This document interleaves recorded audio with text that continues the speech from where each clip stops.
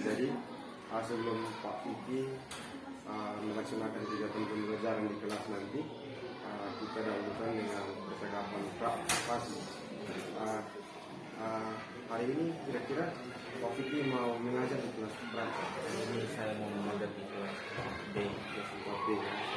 Kayak itu menggunakan itu mata pelajaran apa? Hari ini jadwalnya pelajaran Indonesia. Baik, Pak. Kira-kira saya bisa bertanya sedikit ya, Pak. Kira-kira tujuan pembelajaran yang Pak sudah rancangkan itu apa? Kalian sebentar. Tujuan hari ini, Iya. materi hari ini tujuannya adalah menyebutkan permasalahan yang dihadapi tokoh cerita pada teks narasi. Jadi hari ini kami di kelas mengajar tentang macam-macam teks fiksi dan juga nanti saya mau bahas tentang tiba-tiba tokoh tersebut, tokoh dan dia punya permasalahan teks fiksi tersebut.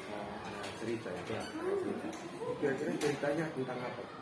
tentang dari kabupaten Nusa Tenggara Timur, Kabupaten Belu, tentang Suri Itun dan Wadi.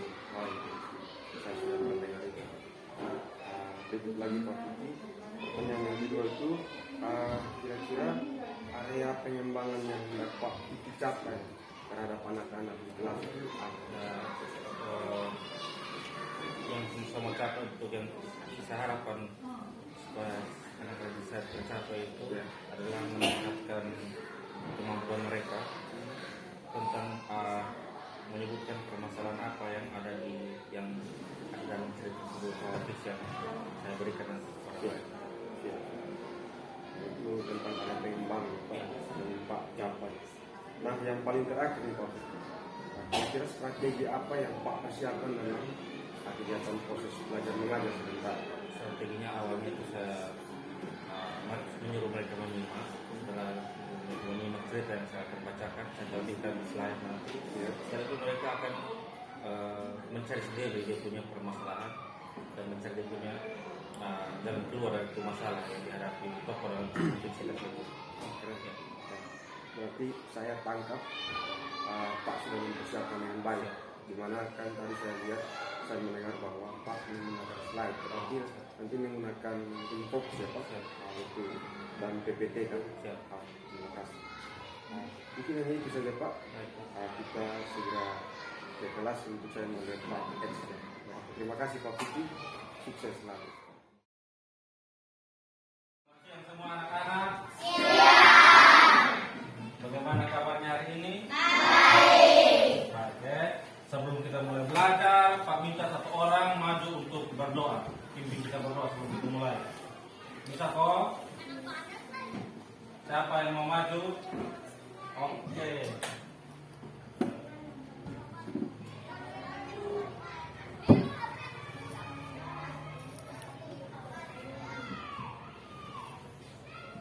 Amin. Oke, terima kasih. Oke, baik. Tolong perhatikan ke depan semua. Hari ini kita melanjutkan pembelajaran kita yang kemarin. Yang kemarin kita belajar tentang apa? Cerita apa? Cerita fiksi. Cerita fiksi itu yang bagaimana? Cerita yang kejadiannya tidak benar-benar terjadi, atau cerita yang cuma di dalam cerita itu ada mengandung pesan yang mau disampaikan oleh penulis cerita. Oke. Hari ini tujuan selanjutnya adalah kita mau belajar tentang mengidentifikasi tokoh, isi permasalahan dan informasi dalam cerita yang disimak. Jadi kita mau cari tahu dalam itu cerita itu ada tokoh apa saja. Dalam itu cerita ada tokoh apa saja. Pasti dalam sebuah cerita ada dia punya tokoh, toh? Tentu tidak. Oke, itu dia punya tokohnya. Kemudian di dalam cerita pasti ada dia punya permasalahan. Sebuah cerita pasti ada dia punya permasalahan. Kemudian kita mau cari informasi apa yang ada dalam itu cerita. Kita mau cari informasi apa yang ada dalam sebuah cerita. Kemudian lagi, yang kedua adalah kita mau membandingkan wasatun dari burung. Pada suatu ketika dikisahkan hiduplah sepasang suami istri yang memiliki 14 orang anak.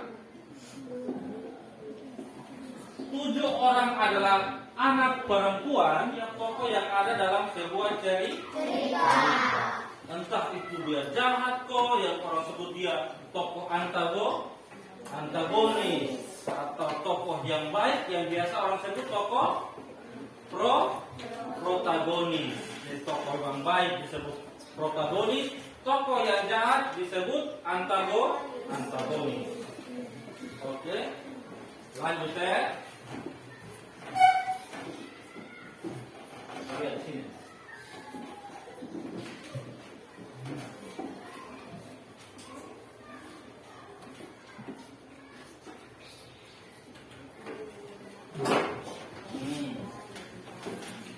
Yang kita belajar adalah menyimak cerita permasalahan yang dialami tokoh.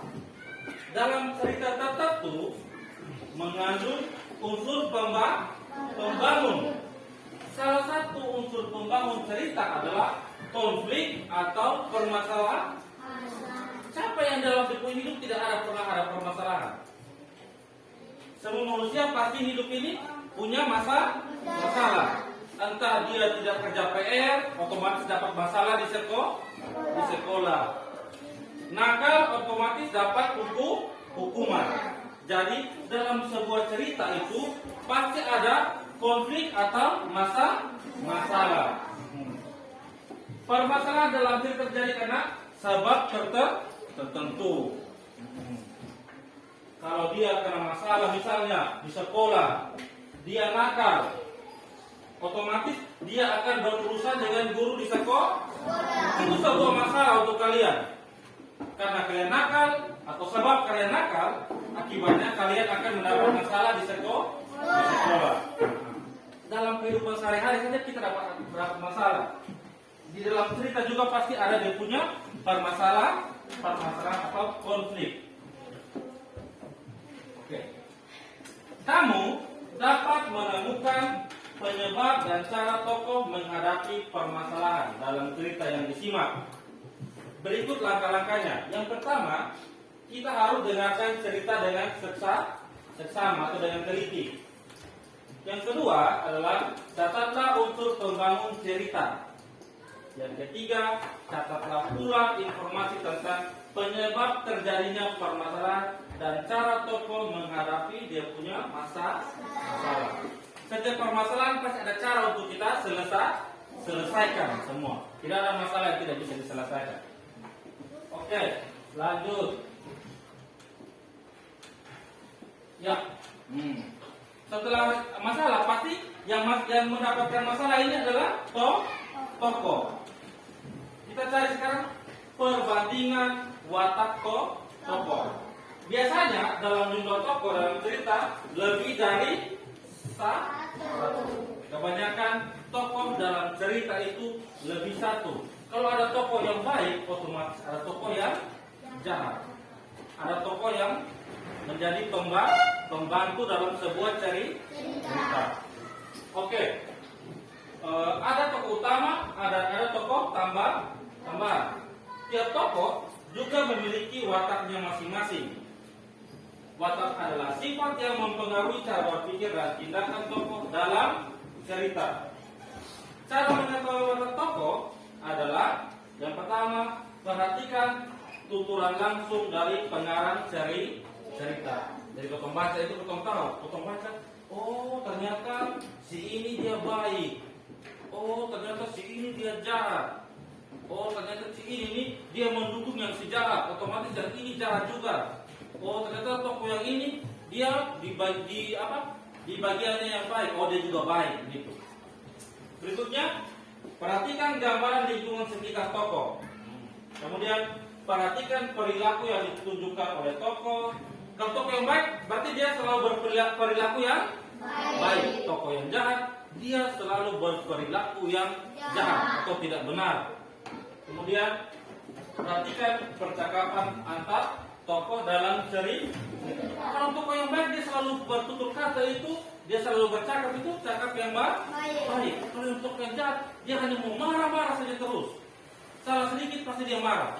Itu otomatis dia termasuk tokoh yang jahat. Oke, lanjut.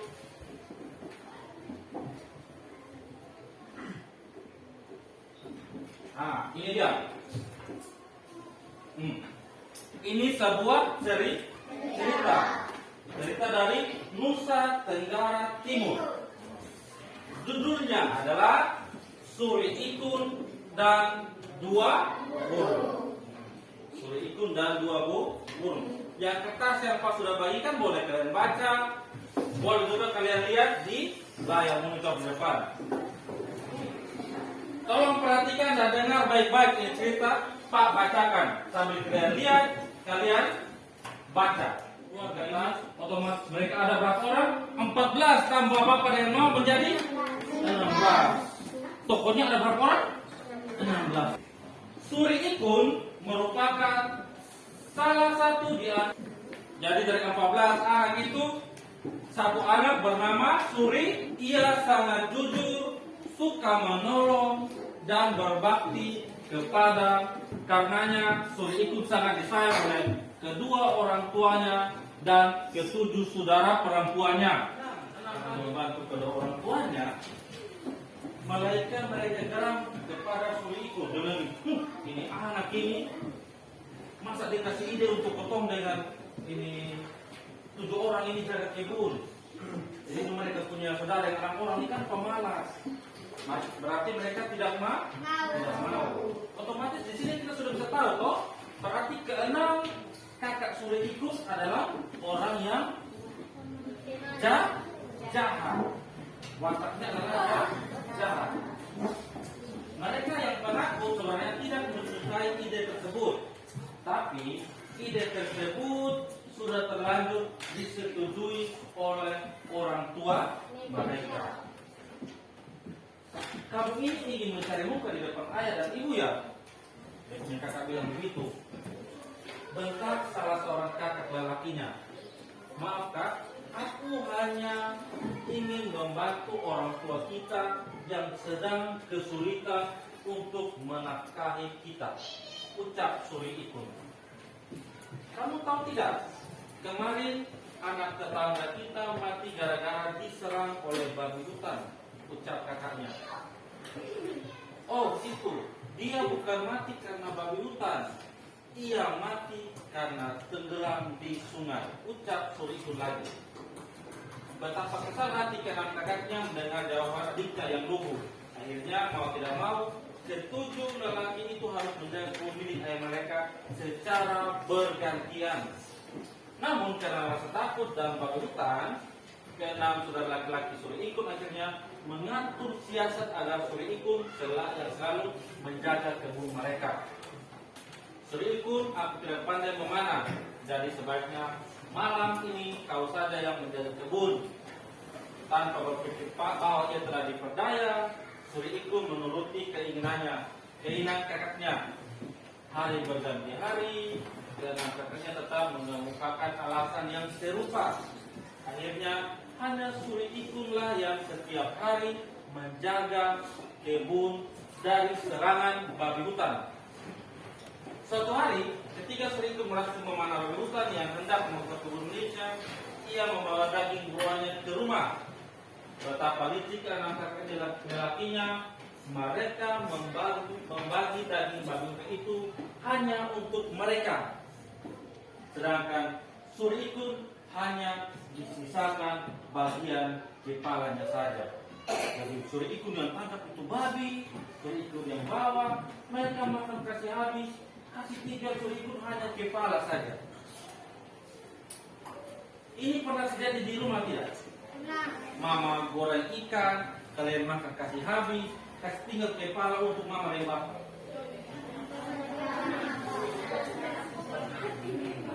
Atau kasih untuk dia kakak sepotong anak saja, sedikit anak saja. Betul kosong deh? Betul kosong deh? Betul kosong deh? Betul, Pak juga pernah, jadi Pak tahu kalian juga. mama goreng daging, makan banyak-banyak, tinggal kakek di tulang-tulang. Kalau dia belum datang kan, atau kasih habis toh. Oke. Kalian makan saja semuanya. Aku tidak suka bagutan. Ucap Suri Ikun dengan ikhlas. Bosan makan su. Saya juga suka makan daging babi. Jangan kakak tertawa melihat adik mereka tidak mendapat bagian apa-apa. Suri Ikun yang baik hati semakin disayang oleh kedua orang tuanya. Hal ini menimbulkan rasa iri dari keenam kakak lelakinya. Selalu saja Suri Ikun yang dipuja-puji, tidak pernah dipuji dan disayang seperti itu oleh ayah dan ibu. Ini tidak adil, ucap salah seorang kakaknya. Benar, bagaimana kalau kita cari siasat agar ia keluar dari rumah? Ucap kakak lelakinya yang lain. Setuju, kata kakak lelaki Suri Ikun. Akhirnya tibalah hari yang direncanakan. Salah seorang kakak lelakinya membujuk Suri Ikun untuk pergi berburu ke hutan. Mereka sengaja mencelakai Suri Ikun dengan mengumpankannya kepada hantu-hantu di hutan di pinggir desa yang suka memakan manusia. Itu ada tokoh yang baru belum? Tokoh apa itu? Hantu lagi. Lanjut. Tanpa rasa peduli sedikit pun, Suri Ikun memenuhi ajakan keenam kakak lelakinya. Hari sudah mulai malam, ketujuh saudara laki-laki itu pergi masuk hutan yang angker. Suri Ikun diam-diam ditinggal oleh kakak-kakaknya di dalam hutan. Ia baru menyadari bahwa dirinya hanya seorang diri di dalam hutan, kemudian berteriak-teriak memanggil kakak. Kakak, di mana kalian? Teriak Suri Ikun. Setiap kali Suri Ikun berteriak memanggil kakaknya, hantu selalu menjawabnya sehingga Suri Ikun semakin tersesat di dalam hutan. Suri Ikun yang tidak tahu jalan pulang memudahkan hantu hutan untuk menangkapnya. Namun karena tubuh Suri Ikun yang kurus dan kecil, hantu-hantu hutan pun mengurungkan niat mereka untuk memakan Suri Ikun. Tadi barang kurus ke Pak, ini hantu bilang, ini isi belum banyak. Dia harus besar di Jericho. Kalau makan banyak. Lanjut. Hantu-hantu di surat itu kemudian menyembunyikan Suri Ikun di dalam sebuah gua. Suri Ikun selalu diberi makan agar tubuhnya gemuk dan besar seperti Jericho. Baru mereka mau makan. Lanjut. Ketika Suri Ikun di dalam gua, tiba-tiba datang 2 ekor burung kecil ke pangkuan Suri Ikun. Sudah ada tokoh baru tidak? Apa itu? Dua burung datang. Kedua burung kecil itu tampak terluka dan hampir mati. Kedua burung kecil itu tampak sedih karena terperangkap di dalam gua. Dengan kasih sayang, Suri Ikun mengobati kedua burung kecil itu. Ia merawat sampai burung kecil itu sembuh dari lukanya. Setiap hari burung kecil itu diberi makan. Ketika kedua burung kecil sembuh dan menjadi burung besar dan kuat, kedua burung itu membalas budi kepada Suri Ikun. Kamu manusia yang baik. Kamu pasti ingin keluar dari hutan ini. Mari kami ajak kamu pergi ke satu tempat yang sangat indah. Ucap kedua burung itu. Kedua burung itu membawa Suri Ikun keluar dari hutan. Akhirnya ia bebas dari cengkraman hantu-hantu hutan yang hendak memangsanya. Kedua burung itu membawa Suri Ikun terbang melewati bukit-bukit dan lautan. Benar saja, kedua burung itu membawa Suri Ikun ke sebuah istana yang indah dan megah. Ini istana untukmu sebagai hadiah karena kamu berhati mulia. Ucap kedua burung tersebut. Betapa bahagianya Suri Ikun mendapat hadiah itu, karena bukan hanya istana yang megah dan indah yang ia dapatkan, tetapi ia juga mendapat seorang permaisuri yang cantik dan para pengawal yang gagah berani. Suara tokoh yang baru? Apa itu? permaisuri dan pengawal. Rakyat di negeri itu pun sangat ramah dan baik hati. Suri Ikun pun tinggal di istana hingga akhir hayatnya. Jadi dia tinggal di itu istana sampai dia meninggal. Oke. Di situ ada pesan moralnya dari cerita adalah memiliki sifat iri dan dengki dengan apa yang dimiliki atau didapatkan orang lain sangatlah tidak baik. Sementara itu, kalau kita berbuat baik kepada makhluk hidup lainnya, pasti kita akan mendapatkan balasan yang baik pula. Itu dari situ. Jadi ini cerita tentang apa? Judulnya tentang apa ini tadi? Suri Ikun dan Dua Burung. Situ ada tokoh Suri Ikun, ada tokoh ibunya, kemudian ayahnya, apalagi hantu, kemudian dua burung, kemudian babi hutan, apalagi permaisuri, rakyat dengan pengawal. Ada banyak sekali. Dari semua tokoh-tokoh itu, mereka punya watak atau sifat yang berbeda-beda. Kalau sifat dari saudara perempuannya Suri Ikun, mereka kejahat. Kalau 6 saudara dari Suri Ikun yang laki-laki, ayahnya baik, ibunya baik, hantu, kedua burung baik, permaisuri baik, dengan dia punya pengawal juga baik. Oke. Dari cerita ini ada tugas yang Pak mau berikan kepada kalian di lembar yang Pak print kasih kalian. Sudah lihat? Tugasnya kalian langsung jawab di situ. Langsung jawab itu. Ini kan pakai kelompok.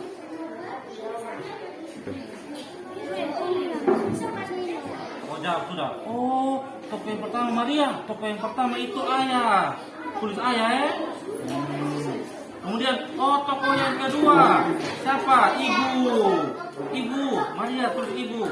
Yang ketiga siapa? Suri Ikun. Yang keempat siapa ya? Yang keempat siapa? Yang keempat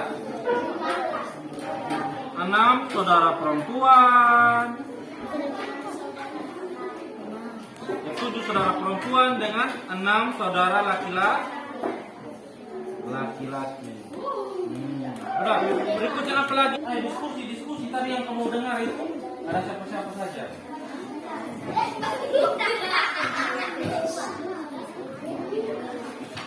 Siapa lagi? Ada apa tadi? Ayah, ibu, Suri Ikun, apa lagi?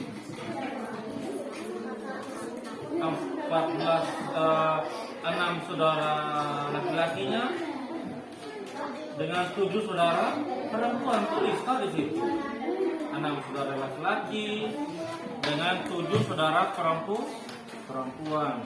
Kemudian ada apa lagi ya?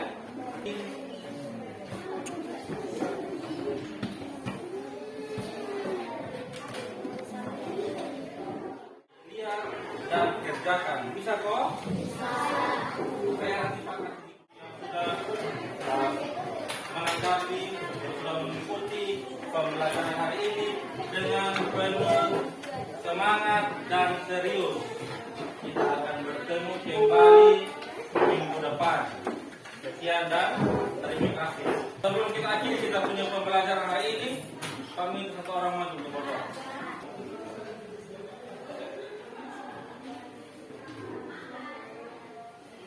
Amin. Terima kasih.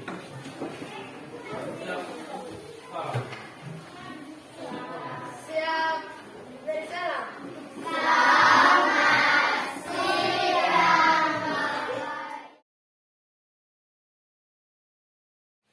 Ya, kemudian ibu ya baik. Jadi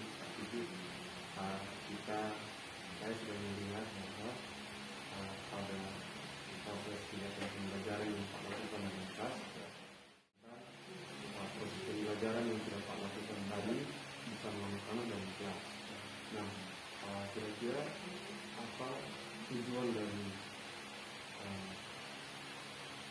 pembelajaran yang Pak lakukan hari ini yang mengutamakan sesuai dengan RPT yang mana tadi kita Pak. Sesuai dengan pembelajaran yang saya ajarkan kepada peserta didik tadi, kita mengasih satu aktif untuk mencari masalah dalam materi saya tentang masalah yang dihadapi oleh tokoh dalam cerita fiksi. Yang saya kasih itu cerita fiksi dari daerah Nusa Tenggara Timur. Siswa dimotivasi, diberi pengarahan untuk dia bisa mencari masalah apa yang terdapat dalam fiksi tersebut. Cerita dari diri. Ya, itu memang tentang suri itu dengan logo Sudah itu menunggu. Nah, selain juga, apakah pada saat proses pembelajaran yang Pak buat tadi itu sudah sesuai dengan tuntutan yang ada di RPT atau tidak? Sudah sesuai. Cuma saya harus kembang sedikit strategi untuk metodenya supaya siswa lebih aktif lagi untuk mencari tahu masalah yang terdapat dalam tersebut. Karena boleh tahu, saat Pak lakukan proses pembelajaran bersama anak-anak tadi, metode apa yang Pak buat? Pak pakai metode Tadi saya pakai metode diskusi kelompok, terus bisa melakukan sendiri, menjawab ada Berarti kendalanya yang Pak dapatkan saat proses pembelajaran itu, Pak mau kembangkan lagi metode atau strategi pembelajaran yang ada di RPT. Sudah, saya tidak paham. Berikut lagi terkait dengan rencana tindak lanjutnya Pak menyangkut dengan tindakan proses pembelajaran yang kali Pak sudah lakukan. dari pembelajaran tadi. Kami temukan banyak siswa yang mungkin kurang paham dengan cara metode yang saya berikan. Kedepannya saya mau ngasih metode dari intuisi dan siswa menemukan masalah sendiri. Saya ingin menaikkan dengan pengalaman siswa sendiri, saya kaitkan dengan materi yang ada. Berarti Pak dalam kegiatan pembelajaran tadi Pak lihat masih ada yang miss, ada yang kurang.